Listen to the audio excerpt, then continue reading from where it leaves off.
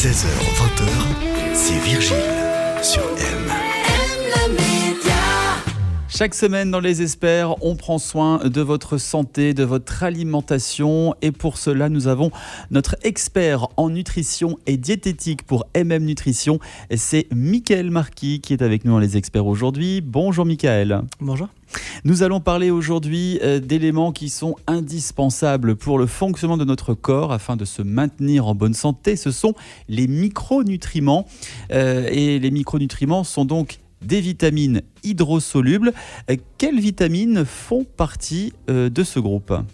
Donc dans ce groupe, on a toutes les vitamines B, donc B1, B2, B3, B5, B6, B8, B9 et B12.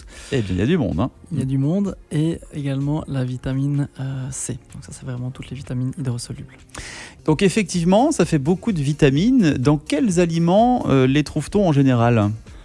Alors la vitamine C, peut-être la plus connue, on va surtout la trouver dans les fruits et légumes. On entend souvent dans les oranges, les agrumes.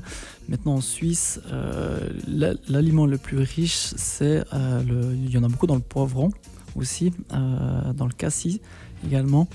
Après aussi tous les fruits et légumes en général. Pour toutes les vitamines B, donc là il y a quand même un grand groupe.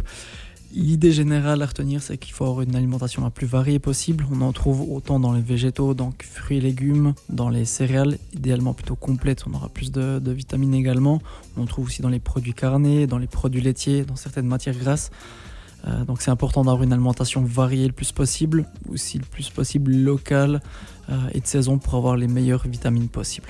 Mangeons du bon, mangeons du bio. Effectivement, ma mère me disait souvent le soir de ne pas trop boire de jus d'orange parce que c'est riche en vitamine C et ça énerve. Est-ce que c'est vrai ?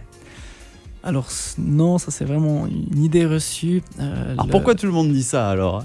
Parce que effectivement, la raison c'est que quand on a une carence en vitamine C, en fait, ça peut créer là un manque d'énergie. Du coup, quand on supplémente cette carence, on se sent tout de suite mieux et on pense que c'est grâce à la vitamine C qu'on va mieux. Tandis que si on n'a pas de carence, il n'y a pas de nécessité d'apporter de la vitamine C. Au contraire, ça peut même être dangereux de consommer trop de vitamine C. On peut avoir à la base des maux de tête, ça peut être des insomnies.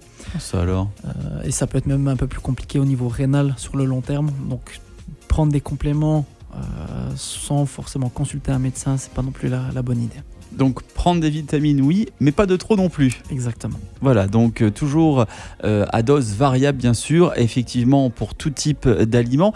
Alors, en parlant de manque, s'il y a une carence, est-ce qu'il faut forcément aller se complémenter d'office ?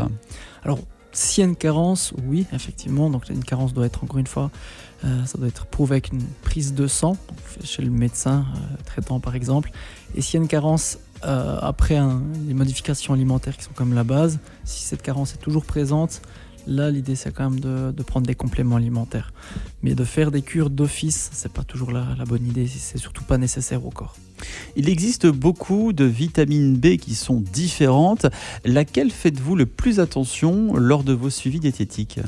Alors là, c'est très variable, ça dépend le type de personne. Peut-être pour monsieur et madame tout le monde, notamment pour ceux qui ont un régime un petit peu plus végétarien, flexitarien, ce régime qui sont comme de plus en plus présents dans notre société. Là, on a quand même beaucoup moins de consommation de viande, de poisson, d'œufs. Et là, la vitamine B12, là, il faut quand même faire attention. Pourquoi ? Parce que c'est les seules sources qui apportent la vitamine B12. Donc, si vous avez ce type de régime, c'est pas forcément le problème. Maintenant, faire attention, voir avec le médecin s'il n'y a pas une carence en vitamine B12. Et là, du coup, passer par un complément alimentaire si le choix est de ne plus consommer de viande, par exemple. Donc, mangeons de la viande, du poisson, même si ça coûte cher, un petit peu tout de même de temps en temps, ça ne fait pas de mal, en petite quantité toujours, et c'est valable pour tous les aliments. Merci beaucoup pour ces bons conseils pour nous maintenir en bonne santé. Michael Marquis, diététicien pour MM Nutrition. On se retrouve la semaine prochaine en pleine forme pour d'autres conseils santé. À la semaine prochaine.